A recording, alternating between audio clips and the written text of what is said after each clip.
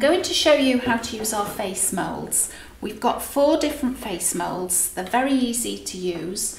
This is our smaller mould. It's got 5 different faces on. That's our most popular. Then we've got the medium-sized face mould and the large face mould. We've also got this girl face mould as well. This is more suitable for younger girls' cakes, like princess cakes or, you know, fairy cakes or whatever. Okay, the large mould I don't really use as a whole head mould. That one is more for decorating cakes and putting the faces flat on top of the cakes. But I'll show you how to use the head moulds or the face moulds to make the whole head. So I've got corn flour in a bag. I'm just tapping that into the mould and tap out so there's not too much. Now I've coloured some marzipan with pink and peach for the skin colour. I always use marzipan for the faces because it colours really well and looks much more natural than sugar paste or modelling paste. If you want a darker skin colour, you add brown to this. Okay, so that's nice and smooth now to go into the mould. Because I'm going to do the whole head, I'm going to pinch and make a little point on the front of the marzipan so it goes into the nose on the mould. So I'm just pushing that with my finger behind. That point goes into the nose, just put it down. Now I haven't got to press hard now. All I'm going to do is just push the marzipan to fill the shape of the head and then push, pinch and push with your fingers into the ears. That's only if you want the ears. If you're going to make a woman's face with long hair, you don't really need to do the ears. Then if you want the neck, you pinch and push down into the neck. And that's ready now to come out. The head here is going to be covered with hair, so I'm not too worried about that. Turn it over and just press the mould gently and it falls out. Okay, now I'll show you how to alter that face now, how to open the mouth and how to make the face look a little bit older. If you take a mouth tool and push the tool in and down and then pinch a little and push up, you can open the mouth. So I've just pushed up that top lip so it looks like it's singing or shouting. Now if you want the face to look older, you can mark lines with a Dresden tool as well. Just at the sides of the eyes, maybe across the forehead, down from the eye here and here. You know, you can put as many as you want really, and then you can mark chubbier cheeks, so you can really make the face look different. The other thing you can do is just flatten the nose and attach a bigger nose.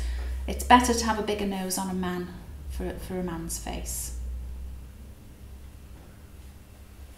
So now I'll show you how to dust and paint the face. This has just come out the mould, so I'm going to push the ears back. Because it's a baby's head, obviously it's not going to have much hair, so you just need to smooth, if there is a little mark from the edge of the mould, just smooth it away with your fingers. Okay, so now I'm going to dust the cheeks with some pink powder colour. So it's just a little bit of pink and rubbed really well into your brush on some kitchen paper and then colour the cheeks. So you can see I'm adding it very gradually, so there's not too much on. Once it's on, you can't take it off. So build the colour up gradually. Okay, so it's just a nice soft pink. And now I'm going to paint the eyes. So I need some white, and I'll mix the colour in the lid. I'm going to use alcohol. So just a drop of alcohol into here and then paint the eyes.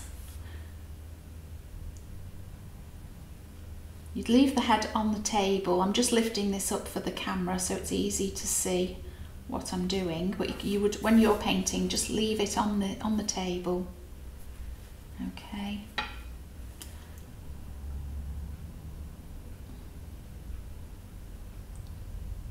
So just paint that round it. You can go over it again. If it doesn't look thick enough, the colour, you can do it again.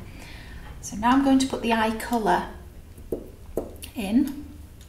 Again, use the alcohol. You don't have to use alcohol, but the alcohol paints really well and it dries very quickly. So if you have to use water, you would have to wait a little bit longer for it to dry between each layer of colour. I'm painting the eyes. You always paint them looking up or down, left or right, never straight ahead. And now they should be just about dry again. So now we need some black and another drop of alcohol.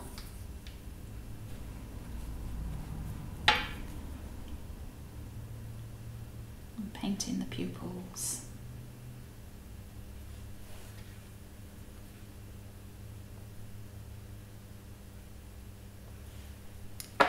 Okay, so now for the eyelashes.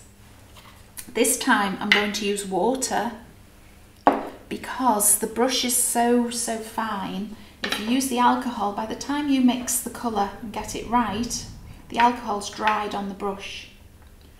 So just mix that in with a little bit of water. And those eyes are sticking out, so it makes it really easy for the brush to follow the eye round and then flick out the eyelashes. And you only need to do 2 or 3. If I do more than 2 or 3, I tend to go wrong. I just need to turn it this way so I can paint underneath there.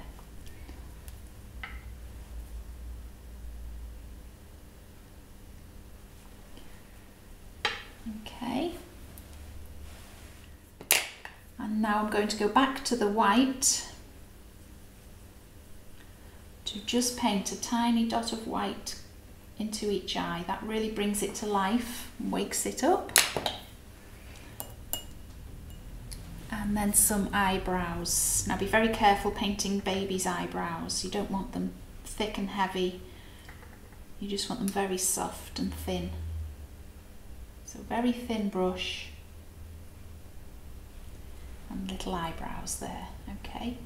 So at this stage now, I would put it onto the baby's body. So I've got a body here that I made, that I've modelled, and there is a support through the centre. I've used a satay stick, but you can use an edible support made with flour paste or Mexican paste. And what I'm going to do, I'm not going to just press it onto there, I'm going to hold it in my hand and take another satay stick, push it in slightly and then twist and push gently into the head. That stops the head being pressed out of shape. So now I've just got some edible glue. Let me just brush the stick with edible glue and down to where the head will touch the body. I haven't shaped the neck on the head because the baby does look very odd with a neck. It looks too long. Okay, now she just needs some hair and a dummy. So all I'm going to do is just brush the top of her head with a little bit of glue, and then I've got some brown marzipan, and I just take the smallest amount, little tiny amount, and just roll it very thin, and then take a cocktail stick and just press it in the middle and fold it over, pick it up on the stick, take it over to the baby's head and just press it on. So you can add a few more. I'll do one more very quickly. As you press them on, they sort of stand up. Okay, so now I'm going to put the dummy in. So we just put a little bit of glue on the baby's mouth and a small ball of pink sugar paste. I've pressed that so it's flat. We'll just put that over the baby's mouth. I'm just going to make a hole in the centre and just wiggle that stick around to make the hole a little bit bigger. And then the same as the hair, just roll a tiny ball of paste in the palm of your hand. Put Put the two ends together.